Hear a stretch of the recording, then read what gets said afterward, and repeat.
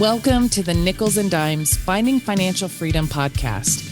I'm your host, Natalie Kime, and I look forward each and every week to bringing you amazing content that will provide you with a financial education, will support you on your financial journey, and most importantly, help you to find financial freedom.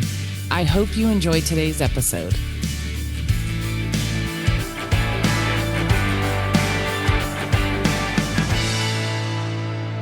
Welcome to Nickels and Dimes Finding Financial Freedom podcast. I'm your host, Natalie Kime, and today I'm talking with a very special guest, Chris Gronkowski. Chris is an accomplished American entrepreneur and former professional football player.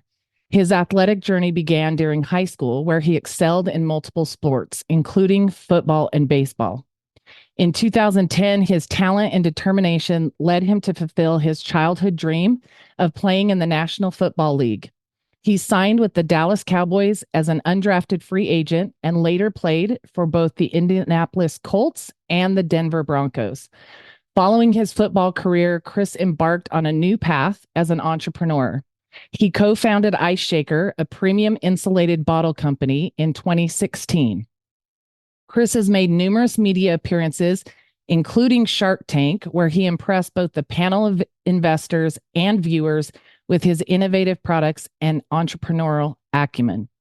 Chris Gronkowski is a dedicated family man. He cherishes his relationships with his wife, children, and siblings, who are also accomplished athletes in their respective fields. Chris's unwavering support and love for his family have been a driving force in his professional and personal life.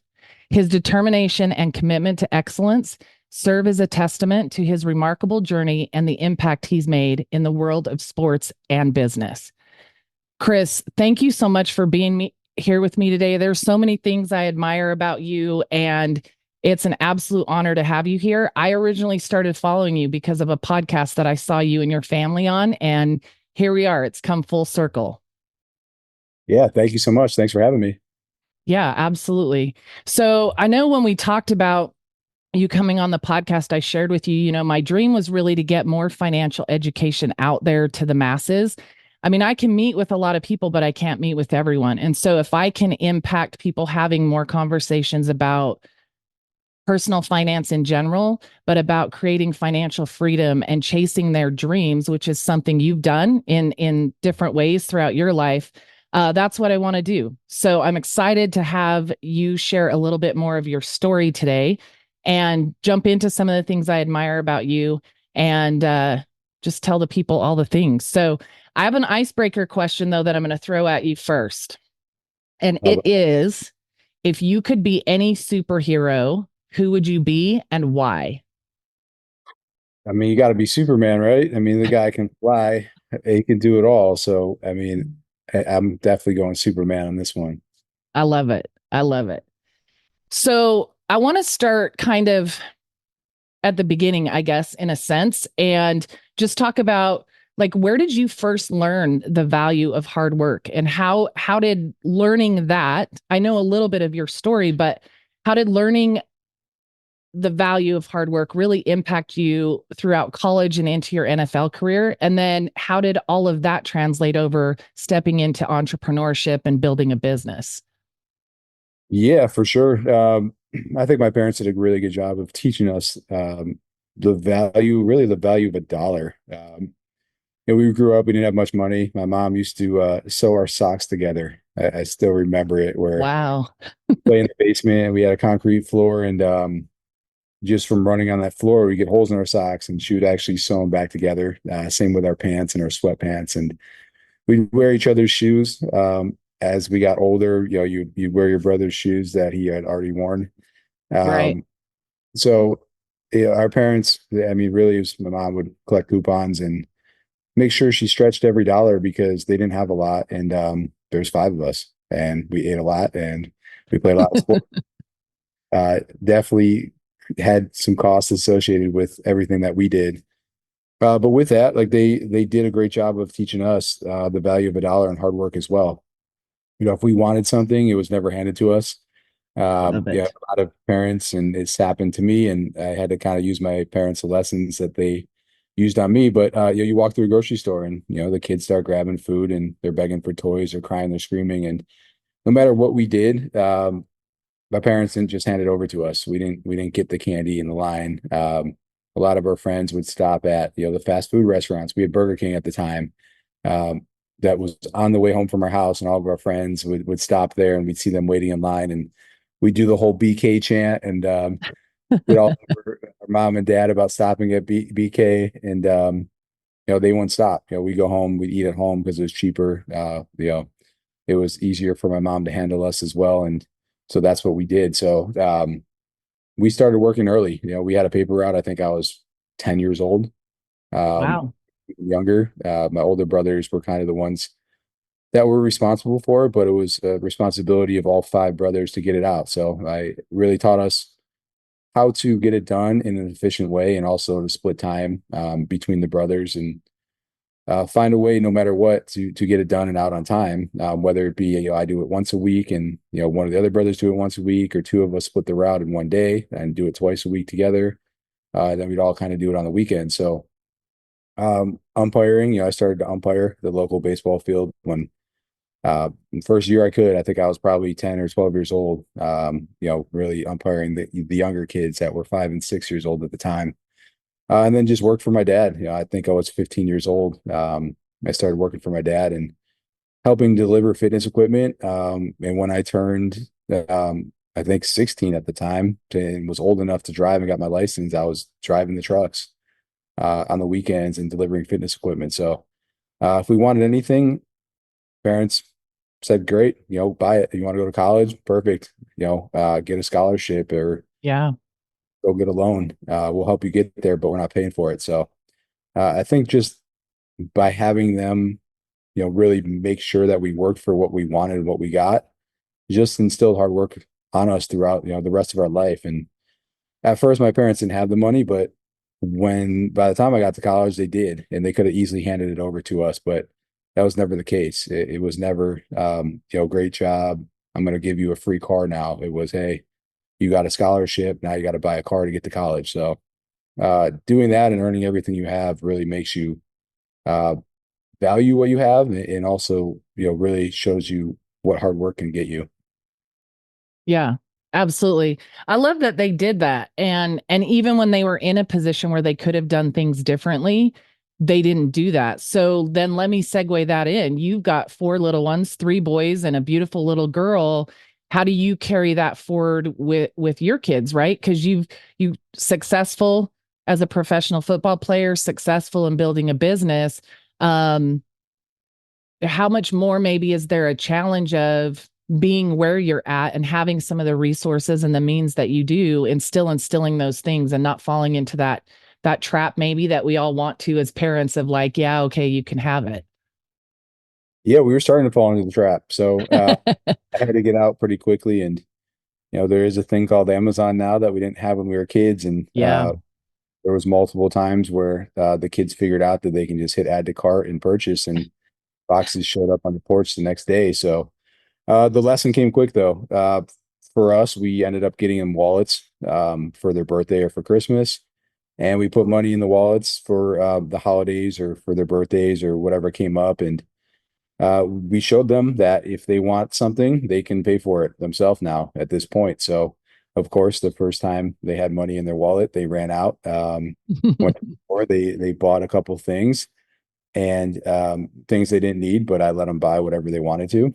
And they bought some dinosaurs and other toys, and within a week they were all destroyed, and yeah, they were gone. And when we went to the store again, and they asked for something else, I said, "Where's your wallet?" And the second time they didn't want to buy it. Yeah. Money on it. So and since then they haven't bought anything since then. So it taught them really quickly the value of a dollar, that it's not just free. Yeah. It's limited. What's in their wallet that they get for their birthday has value to it, but that value only extends so far. So very quickly they stopped asking for things. They don't ask and beg for things when we're checking out at the grocery store anymore. So it's worked out really well so far. Yeah, I think, as times change and situations change, it's really easy to fall into those traps. And learning those lessons is a little different in today's age than maybe when we were kids. I started working at 15 at Arctic Circle. It's basically like a Burger King. But that's how I had to get things too. And then with my son, as a single mom, there were a couple times I was in between jobs and things were really, really tight. And I had to say no all the time. But then I fell into that trap myself of when things turned around, when I got that job, built the savings back up, was making a good income again, I'd start saying yes to everything.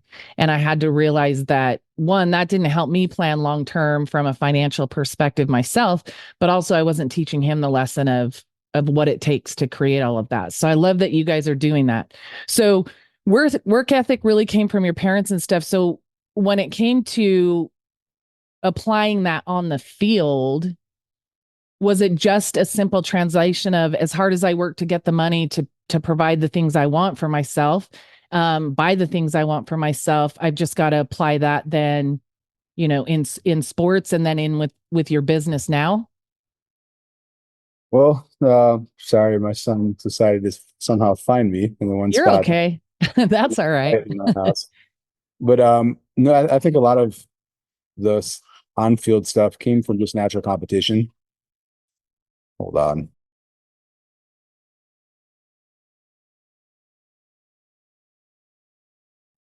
Oh gosh. Uh, It's all right. but yeah, I mean, you put five brothers in a household, and really that competition is going to drive hard work because you want to beat your brother and everything. Right.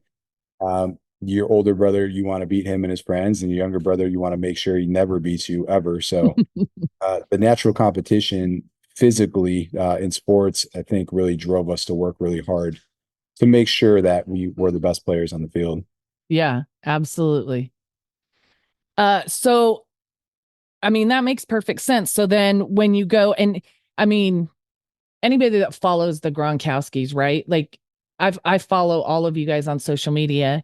And so you can see that just in your everyday life. And especially there's a lot of things you guys still collaborate on and things that you sponsor through different organizations and stuff. So that competitiveness like doesn't look like it's gone away.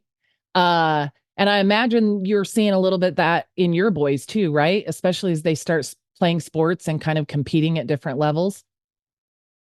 Absolutely. Yeah, it takes them to a whole nother level. And it's not just the brothers. We have cousins and my nephews that are all mixed in there as well. And once they get together, that's really when they excel because they want to be the best in the family and they want to compete and they take each other to another level. Yeah, I love that. So let's shift a little bit and talk about, when you were getting out of the NFL, what was your initial plan of here's what I'm going to do next? And then from that, how did Ice Shaker come to be? Yeah, so the NFL was something I knew that wouldn't last forever. So really always had a plan B. The plan B, um, I guess, had nothing to do with what I currently do. I went to school, I was an accounting major, and I thought there was a really good opportunity to do taxes for players. As a player myself, I never had filed myself. A lot of these guys never really had jobs where they had to file taxes, and now you had to file in every state that you played in as well. So Yeah. there's this wrinkle there that no one really understood, never had to do before, and it was hard to trust a random person to do their taxes. So I thought there was a big opportunity there to come in and be a trusted source and file for a lot of these players and really help them financially understand what was going on with the taxes and with their situation that they were in. So that was the game plan. It quickly changed. Uh, my wife started a business herself, my third season in the NFL, because I went to three different cities and she didn't want to find another job. So she started an online business. So I joined that, realized there was a big opportunity there and it really took off. So did that for 5 years with her. The business, she still has it today. It still does really well. But after 5 years, I realized it was her passion and not mine. And it led into me chasing a passion really as a side hustle that ended up becoming a full-time job for me. Yeah, it's amazing how things happen like that. Like my background is accounting and finance, 20 years in corporate America. And when I came across my business I have now, it is still in that same realm, right? I just help individuals instead of corporations to grow their money. But I saw the ability to create some of the time freedom and the financial freedom for myself. I didn't have any limits except the limits I put on myself. And so the way that those opportunities come across, I wasn't looking for this opportunity when I found it, but I happened across it honestly on Facebook, and just seeing what I could do for people instead of corporations made a huge difference. And obviously has led to where I am today and putting out the podcast and the information to just help as many people as I can. So I know, okay, so you start Shark Tank, you're getting it off the ground. At what point did you go, or I'm sorry, Ice Shakers? You started Ice Shakers, get it off the ground. At what point did you go to Shark Tank? Kind of what was the idea around that? And tell us a little bit about how all that worked out. Yeah, for sure. So we were, let's see, I was 3 months in, had about $25,000 in sales at that point, and I had a previous email from my agent that said that Shark Tank was looking for any current or former NFL players to join the show. So kind of had this in my back pocket. I didn't want to reach out until I could at least say that this was somewhat of a legit business at that point. Yeah, So I thought the 25K in 3 months was to a point where at least they would entertain the idea. So reached out, they asked for a video submission. I was able to submit a video, kind of describe myself, the product, what was different about it, what made it unique, why I should be on the show. And I was lucky enough to be invited to, the next steps and ultimately get on the show. So I had about another 3 months to get my sales up as high as possible. At that point, got them to about 80,000 in sales and went on the show to record and asked for $1 million valuation. So ended up getting all five sharks to bite on it, put in offers, and ended up closing a deal with Mark Cuban and Alex Rodriguez. I love it. I know one of the things. So my parents actually live with me. I brought them here to Texas to live with me almost 2 years ago. My mom's got dementia, and one of their favorite things to watch are any kind of game show, but they absolutely love Shark Tank. And so we watched that. And one of the things that you see in there is that those valuations on your company and knowing your numbers are so absolutely important. And I think that's something that I want to make sure that listeners realize is like you can have a business and you can have people in place to do those things, but as a business owner, you still need to know what that looks like. You still need to know how to tell the story about your business in numbers. And so I'm guessing like that was a huge thing for you in presenting that. How much did your background, from accounting and all of that play into it? Or was there a lot you still had to learn in the process from the numbers side of the business as it grew? Well, I was lucky enough to have my dad, who's been in business for over 30 years. So, of course, I called him up. I asked him how to get to my valuation and what he thought. And really, what it came down to after talking to people was the valuation is whatever you can make them believe it is, and that you can prove. So, if you do have the numbers behind it and it makes sense, then you could ask for that number. So with my dad, I kind of just um, back ended into the number. I at the end of the year, I thought we'd be able to sell a certain amount with the margin at that number, and by doing so, that would give us a profit of say 200K with a 5x return on it, and that got us to the $1 million valuation. So uh, I was really it was my dad's help that really helped us figure out the number that we should go in and ask for. And after being on the show and even asking Mark's team, like, how do you do the valuations? It's really about whatever you can really describe and make them believe it is. So, uh, pretty interesting to hear that from Yeah. them.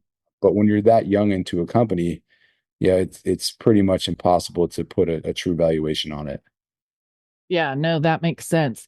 So then from getting the deal on Shark Tank to where Ice Shaker is today, and geez, I've been following you for I think it's around 4 years now. I think it was in 20 summer of 2020 that we first connected. And I've seen by following you how much Ice Shaker has grown. So how much did that deal with the sharks really impact where Ice Shaker is today?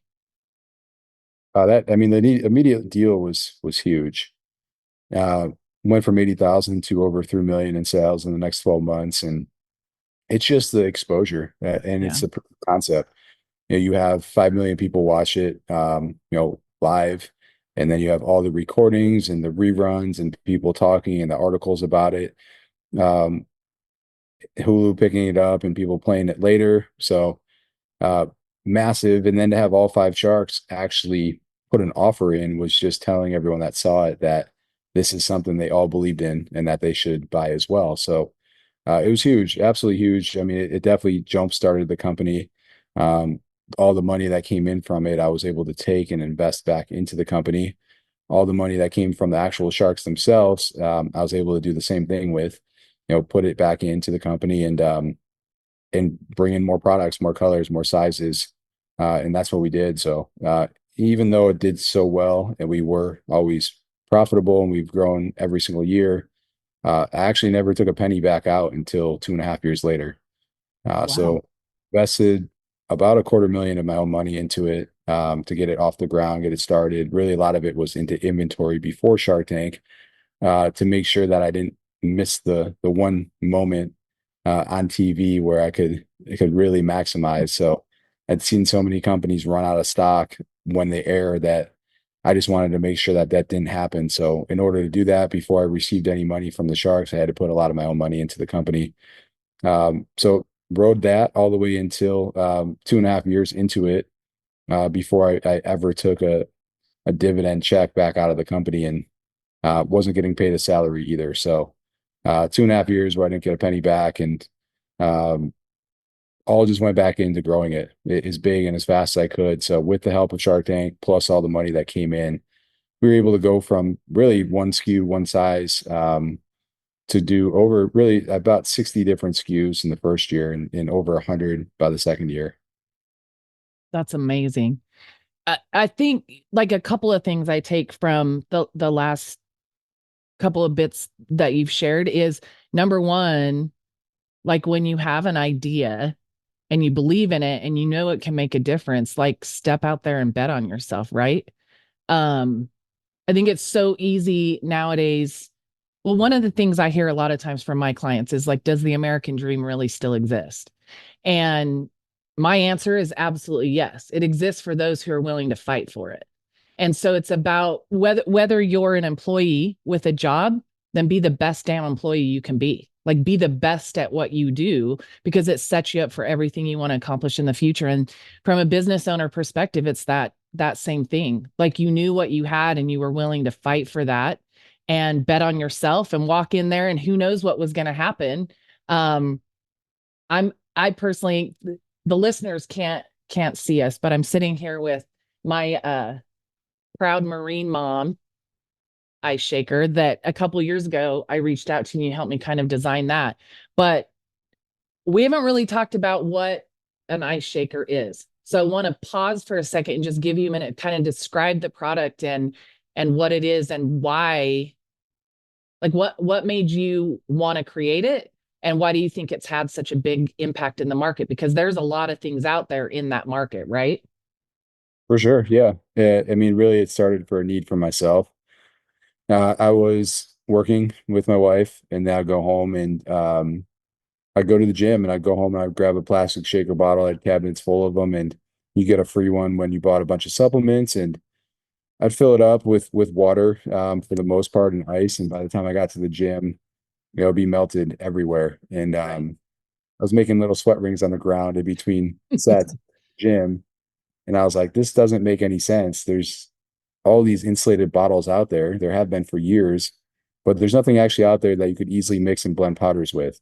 And there's people like taking a Yeti, putting their finger over the spout and trying to shake it, and it was flying everywhere. There was swell that was out there that was like this little tiny bottle opener or opening where you have to put a funnel into it, and then you kind of need a special brush just to clean it if you were going to do that. And there's really nothing that would actually blend or mix powders with these types of bottles. So I always said it was the simplest idea that no one ever did. Yeah. I figured I'd go home and I'd jump on Amazon and there'd be 100 of them on there.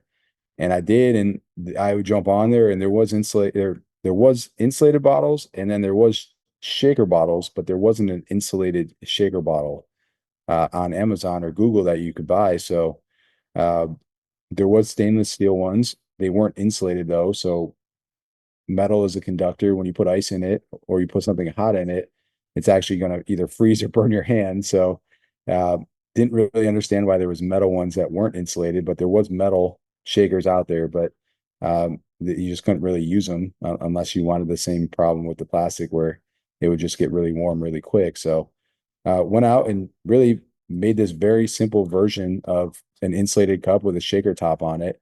And that was the very first one that we used to sell and really make sure that this thing had legs before we went all in. Yeah. Um, uh, I love them. My son is both. He'll still use those plastic shakers, and I can't stand them for a few reasons because sometimes he forgets to clean them out right away, and Oh like yeah, the plastic is never the same after that, you know? those Um, are done. yeah, but they do exactly what you say. Like they're going to keep hot things hot. They're going to keep cold things get cold. And I've tested them a couple times and I'll put ice in a drink maybe in the afternoon with some water. And the next morning I pick it up and it's still cold. There might even still be ice, some pieces of ice left in there. So huge product that people need and people use. And what I like too is that it's so versatile that it does have, you didn't touch on this, but I'm going to, you have the twist in top that actually blends the powder when you shake it, but you have the ability to take that out if you just have ice water or whatever in there and utilize it that way too. So, they're really flexible from that perspective, but a huge market for that. And you're right, something that didn't exist. I'd never heard of it or seen it before, and I'm sure that played huge into, in the sports market and in the workout world of people carrying those plastic bottles around, a huge impact to be able to combine that Yeti idea with that plastic shaker and take it anywhere. I know you guys have added some pretty cool features to a lot of them too. So when we post the episode, there's going to be a link to the website and all that kind of good stuff where you can see the range of what's available, with Ice Shaker. So we've already talked a little bit, or a lot about how your dad's business impacted you and seeing him work that hard and seeing him create what he did. And then also in the advice he was able to give you in getting your business started, getting prepared for Shark Tank and all of that. So what advice would you give to listeners who are transitioning in their careers, considering business ownership, and kind of stepping into that new world? Yeah, I mean, I know a lot of people want to be entrepreneurs. For me, I've always told people, start it slow. Start it in what I did, and I mean, really, what my wife did as well is it was almost this side hustle. My wife started on our kitchen table. I started out of the upstairs of the house, and she started with a couple $1,000s maybe. Was what it costed her to start her business, and I started with a little bit more. Really, I didn't spend more than 50,000 until I had to because of an opportunity with Shark Tank to really stock up on inventory. But start slow, prove it first. Make sure you can make a living doing it, and make sure you love doing it as well. For me, it was something I was passionate about. It wasn't going to fail because I thought it was the greatest thing in the world, and it fit right into what I did all day, every day with my fitness and my health. So there was a lot of ups and downs, especially right at the beginning. First batch of product was half of it was bad, and I had to change out 5,000 lids by hand. But I was super passionate about it, so I loved doing it. And every day after work, I went upstairs and I changed out lids and watched TV. And uh, if I didn't love what I was doing, there was really no point of what to continue doing it because we were already really well off and doing well with my wife's business. But start slow, prove it first, and then once you prove it and you could really make a living off what you're doing, then go all in on it. Yeah, I love that. That's really how I did things with my business too. I stayed in corporate America for the first 2 years, just over 2 years with my business, working it exactly like you said, as kind of a high side hustle or part time. And in my first year, it was probably 10 hours a week. My son was a senior in high school getting ready to go in the military. And so I wanted to spend as much time and make sure I was showing up everywhere that I needed to for him. And in year two was 2020. And I started working from home, and it gave me a little bit more time to spend on my business. And towards the end of 2020 is when, I got challenged by a mentor of mine that said, when are you going to go full time and start making a difference for more people? And for me, I was like, hey, I'm a single parent. I have one income. I have a house payment. And he's like, time out, time out. Isn't your son in the military making his own paycheck now? And that was like, for me, I needed that influence or that mindset of somebody else to look at my situation and say, where you've been the last, 12 years as a single parent isn't where you are now. Like, what do you want to do with this? And I sat down that night and started the outline for my business plan and put together a plan to save up for 6 months. And that was at the point I felt like, okay, I can jump into this thing with both feet, because I know that worst case scenario, I can get by for almost 2 years if I cut back things and stretch the money that I have. But my business was already making money. So continuing that just gave me the leg I needed to really grow from. So I appreciate you sharing that, and definitely passion. I mean, that's a huge part of it. Like, you started in 2016, right? Yep, right at the end of 2016. So here we are in 2024. Are you just as passionate as you were when you first launched the business? Yeah, for sure. I mean, I'm still living the same lifestyle, and it's all day, every day. Still living ice shaker. I think the kids have definitely taken some of my time away, but Yeah. that, like, it's always finding ways now to integrate ice shaker with youth sports and with what we're doing. So absolutely. Yeah. And I think that's a really good point, the passion side of it, because it's not an easy process to start a business and to keep a business going. Like, in any business, there's times of the year that maybe there's lulls or there's things that happen in the economy or whatever that hit you. And if you're not passionate about what you do, you're not going to show up and continue to fight for that dream or that business, that lifestyle you're chasing to some degree. And then you're going to have those upsides too, where you get to celebrate and have a lot of fun.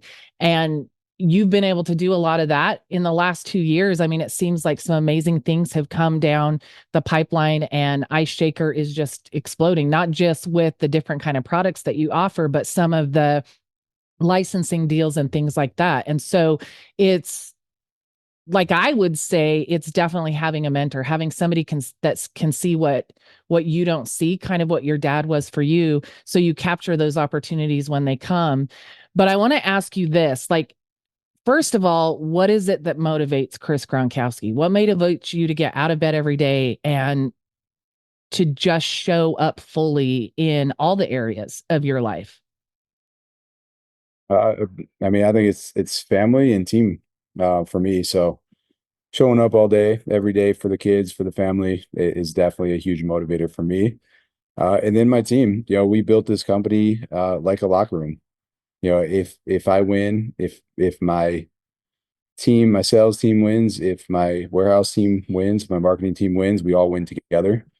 So if I don't show up and I don't put in full effort, I'm letting down the team. So I want Yeah. to make sure I show up all day, every day, and that my team does as well. And we really piggyback off each other and motivate each other to keep working hard.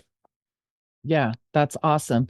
So let me ask you this. How would you define success? I really, for me, it's when we win as a team, when all the pillars of our team are working together. The success comes along with it immediately. Like, you see it, and you skyrocket when everybody's working together as one team. And once we really accomplished that's when we saw success. We really did. We 3x the company's profit in 1 year by sitting down and just finding out and figuring out ways to motivate each other to work as teams instead of as individuals. So to me, success it's really comes down to everybody being on the same page, working as one unit. Yeah, that's awesome. So then let me ask you this. When it comes to success, what do you think leads most to it? Mindset or strategy? Oh, you definitely have to have the mindset.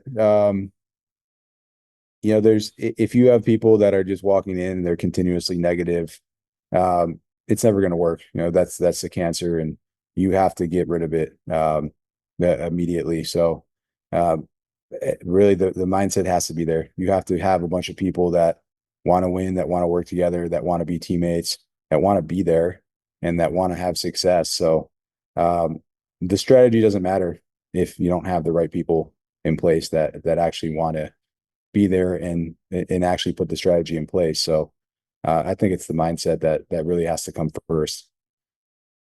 Yeah, I agree. And I think too, like, you got to have people that want your business to succeed. Like, your employees need to want for the company to win as much as you do.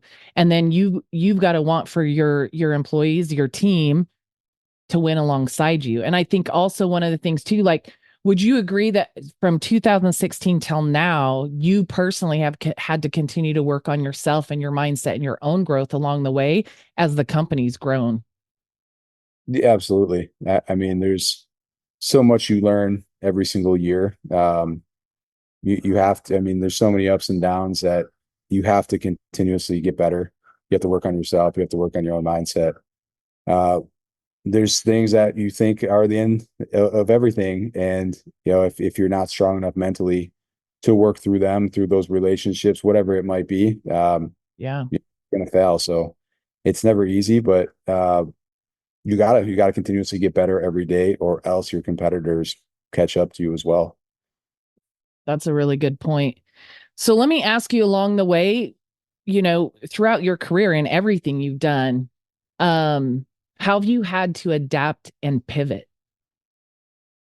Um, I mean, right from the beginning, for me, I guess it came to the point where, I was doing everything I possibly could. I felt like it was my responsibility to take on every task in the company, from customer service to marketing to supply chain to cleaning the floors, uh, doing it all. So I was super competitive. I thought I could take on anything, and I also refused to ask for help. So um, I had to pivot.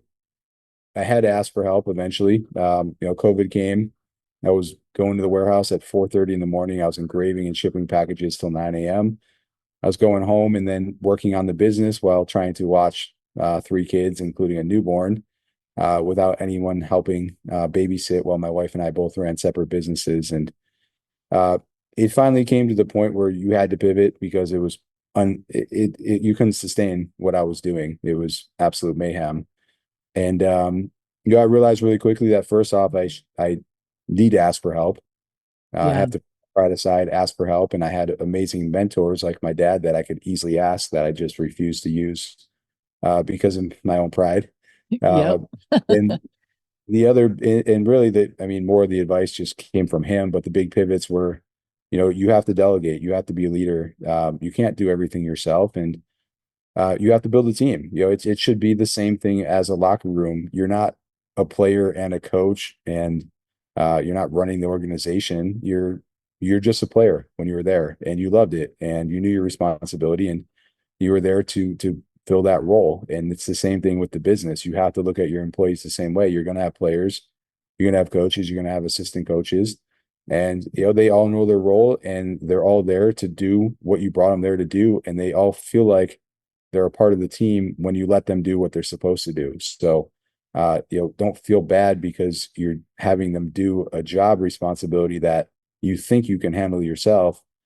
You brought these people in. This is what they specialize in, and that's what they're going to do a great job in if you let them do it. So, um, that was something that was really hard for me to do, and to pivot from, and to let go of the responsibilities that I thought I had to continue doing, and let someone else take it over. And just like my dad said, the second I let them take it over and gave my current employees more responsibilities, they all actually thanked me. It was like the exact opposite of what I thought.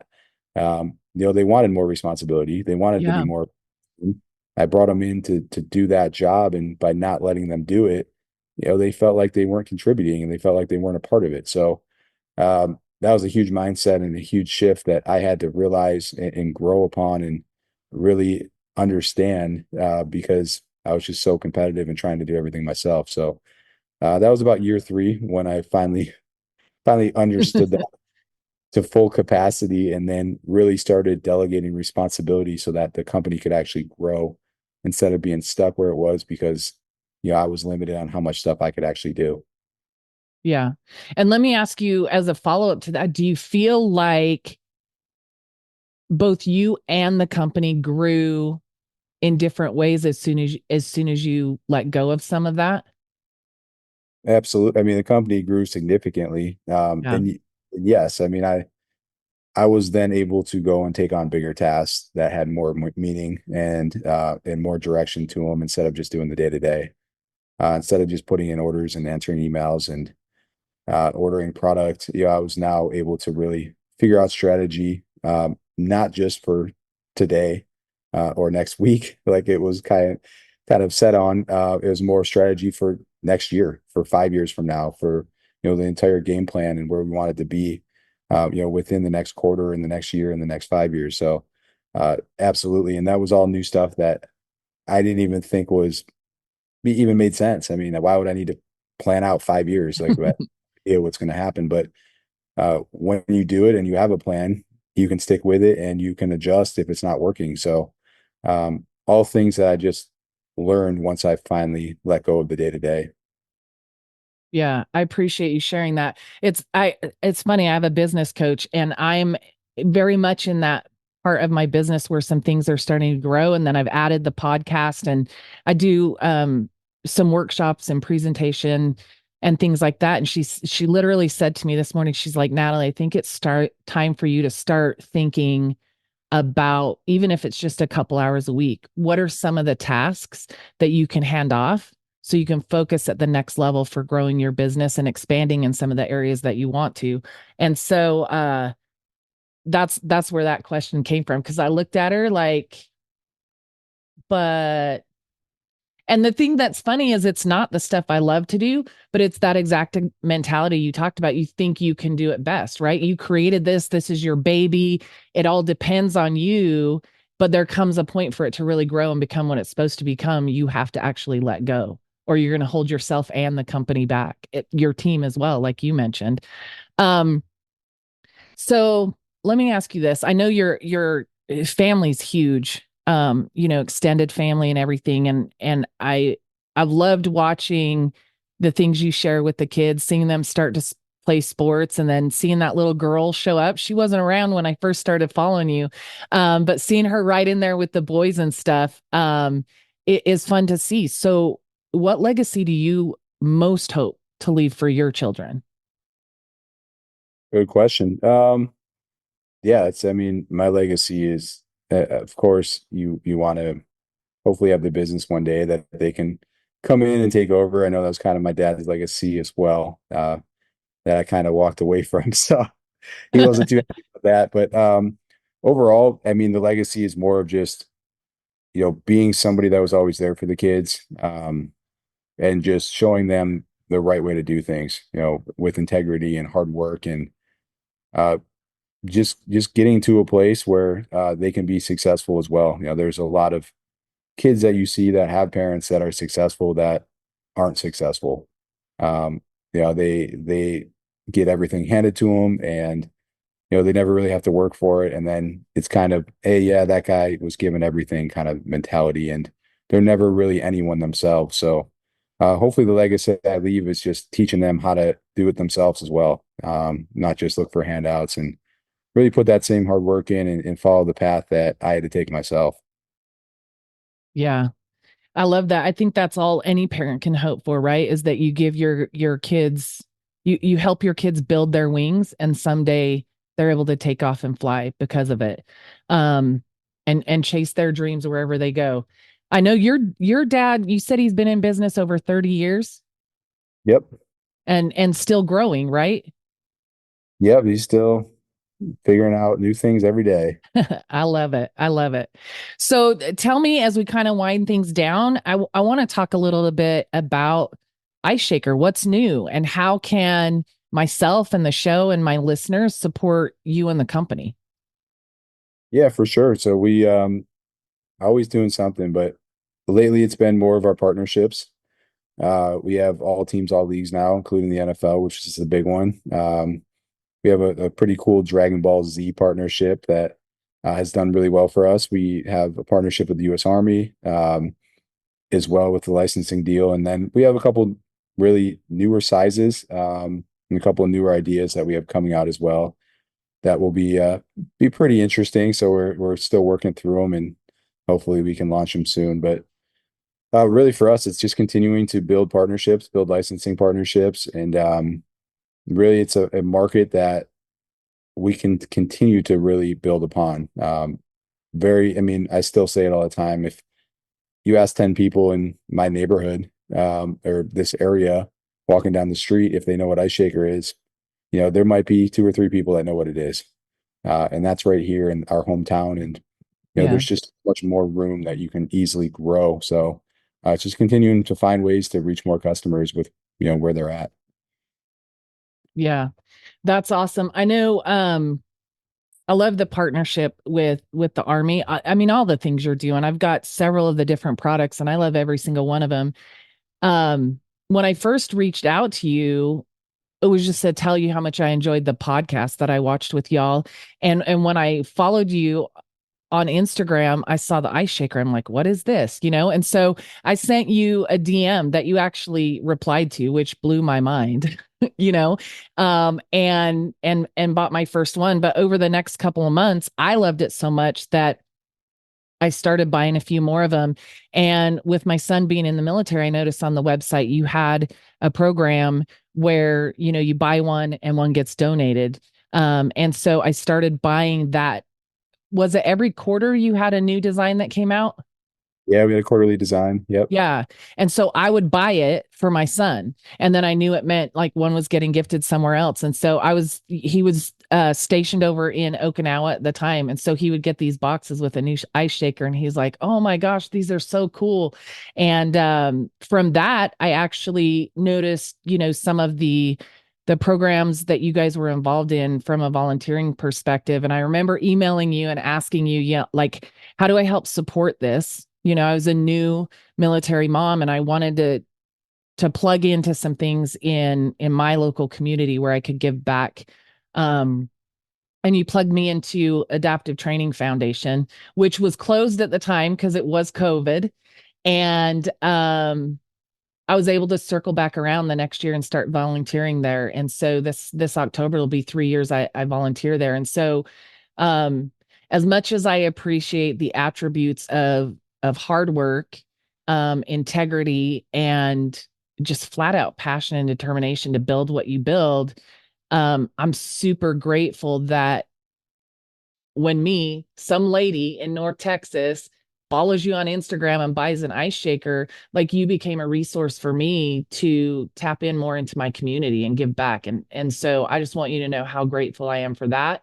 And for the example from a business owner, seeing you grow and continue to work for your dreams that went well beyond, playing on the field at this point is an example to me as an entrepreneur to keep working hard, and going after what I want and look for opportunities to fill a need that exists. So like you said, there's so many people that, don't know what an ice shaker is. So you're constantly as a business owner looking to continue to bridge that gap and to meet the needs of people. And I think, for listeners, whatever it is that you're trying to create, whatever passion you have, number one, like take advantage of the opportunity in the lifetime of the opportunity, ask questions and tap into the resources you have. And if you don't think you have any resources, if you start asking questions, you might be actually surprised.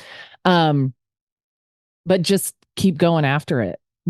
Like you said, to have that passion, to wake up every single day excited, and then have, you talked about how important your family is, and to want to be able to provide an amazing life for them, but also teach them those things that are important to you. I think is vitally important. So I appreciate so much for you taking the time to be here with me today to share some of your entrepreneur experience, some of your background, some of your knowledge and wisdom with the world. Is there anything else you'd want to share, or anything I didn't ask you about that you think would be important for people to hear? No, that was great. I really, really appreciate you having me on today. Yeah, thanks for being here. So thank you guys, listeners. As always, I appreciate you guys tuning in to the Nickels and Dimes podcast. I'm your host, Natalie Kime, and I look forward to continuing to bring amazing content each week that will educate you, support you, and help you to find financial freedom. I look forward to having you listen and learn in the future episodes. And until then, take care and stay safe.